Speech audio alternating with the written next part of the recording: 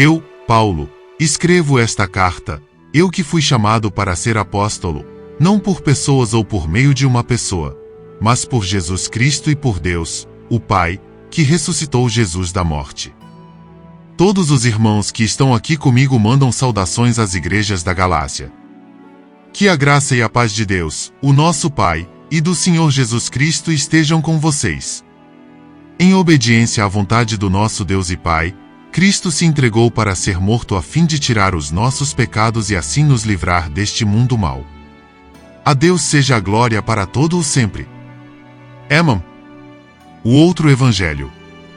Estou muito admirado com vocês, pois estão abandonando tão depressa aquele que os chamou por meio da graça de Cristo e estão aceitando outro Evangelho.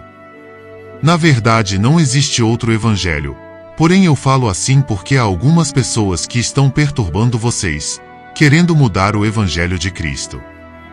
Mas, se alguém, mesmo que sejamos nós ou um anjo do céu, anunciar a vocês um Evangelho diferente daquele que temos anunciado, que seja amaldiçoado. Pois já dissemos antes e repetimos, se alguém anunciar um Evangelho diferente daquele que vocês aceitaram, que essa pessoa seja amaldiçoada. Por acaso eu procuro a aprovação das pessoas? Não! O que eu quero é a aprovação de Deus. Será que agora estou querendo agradar as pessoas? Se estivesse, eu não seria servo de Cristo. Como Paulo se tornou apóstolo? Meus irmãos, eu afirmo a vocês que o Evangelho que eu anuncio não é uma invenção humana. Eu não o recebi de ninguém, e ninguém o ensinou a mim, mas foi o próprio Jesus Cristo que o revelou para mim. Vocês ouviram falar de como eu costumava agir quando praticava a religião dos judeus. Sabem como eu perseguia sem dó nem piedade a Igreja de Deus e fazia tudo para destruí-la.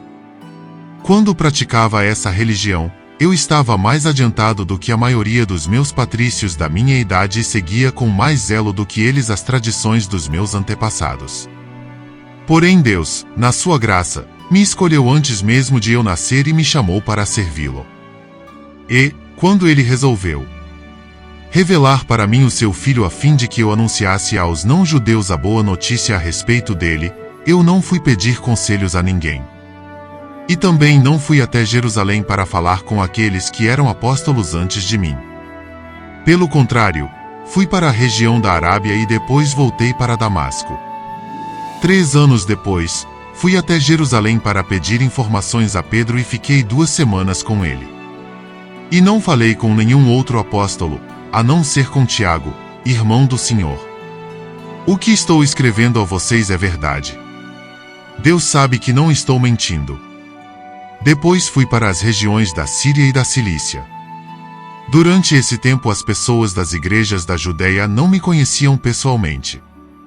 Elas somente tinham ouvido o que outros diziam, e aquele que antes nos perseguia está anunciando agora a fé que no passado tentava destruir. E louvavam a Deus por minha causa.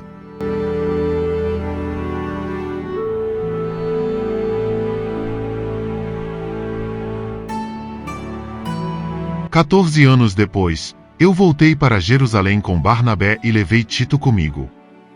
Voltei para lá porque Deus me revelou que eu devia fazer isso. Ali, numa reunião particular com os líderes da igreja, eu expliquei a eles a mensagem do Evangelho que anuncio aos não-judeus.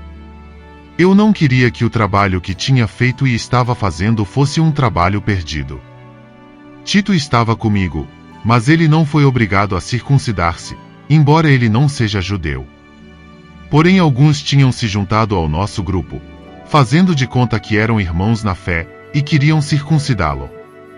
Eram homens que tinham entrado para o grupo como espiões a fim de espiar a liberdade que temos por estarmos unidos com Cristo Jesus e para nos tornar escravos de novo. Mas em nenhum momento nós cedemos, pois queríamos que vocês tivessem o verdadeiro Evangelho. E aqueles que pareciam ser os líderes da igreja, digo isso porque para mim não importa o que eles eram, pois Deus não julga pela aparência. Aqueles líderes, repito, não me deram nenhuma ideia nova.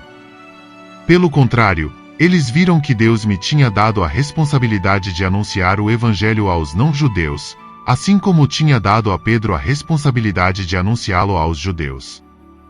Pois pelo poder de Deus fui feito apóstolo para anunciar o evangelho aos não-judeus, assim como Pedro foi feito apóstolo para anunciar o evangelho aos judeus. Por isso Tiago, Pedro e João, que eram considerados os líderes da igreja, reconheceram que Deus me tinha dado essa tarefa especial. E, como sinal de que éramos todos companheiros, eles deram a mim e a Barnabé um aperto de mãos. E todos nós combinamos que eu e Barnabé iríamos trabalhar entre os não-judeus e eles, entre os judeus. Eles nos pediram só uma coisa, que lembrássemos dos pobres das igrejas deles, e isso eu sempre tenho procurado fazer. Paulo fica contra Pedro em Antioquia. Porém, quando Pedro veio para Antioquia da Síria, eu fiquei contra ele em público porque ele estava completamente errado. De fato, antes de chegarem ali alguns homens mandados por Tiago, Pedro tomava refeições com os irmãos não-judeus. Mas, depois que aqueles homens chegaram, ele não queria mais tomar refeições com os não-judeus porque tinha medo dos que eram a favor de circuncidar os não-judeus. E também os outros irmãos judeus começaram a agir como hipócritas, do mesmo modo que Pedro. E até Barnabé se deixou levar pela hipocrisia deles. Quando vi que eles não estavam agindo direito, de acordo com a verdade do Evangelho, eu disse a Pedro na presença de todos: "E você é judeu, mas não está vivendo como judeu e sim como não-judeu. Então, como é que você quer obrigar os não-judeus a viverem como judeus? Os judeus e os não-judeus são salvos pela fé. O fato é que nós somos judeus de nascimento e não pecadores não-judeus, como eles são chamados. Mas sabemos que todos são aceitos por Deus somente pela fé em Jesus Cristo e não por fazerem o que a lei manda. Assim nós também temos crido em Cristo Jesus a fim de sermos aceitos por Deus pela nossa fé em Cristo e não por fazermos o que a lei manda. Pois ninguém é aceito por Deus por fazer o que a lei manda. Ao procurarmos ser aceitos por Deus por estarmos unidos com Cristo, fica claro que somos pecadores e como os não-judeus. Mas será que isso quer dizer que Cristo trabalha em favor do pecado? Claro que não.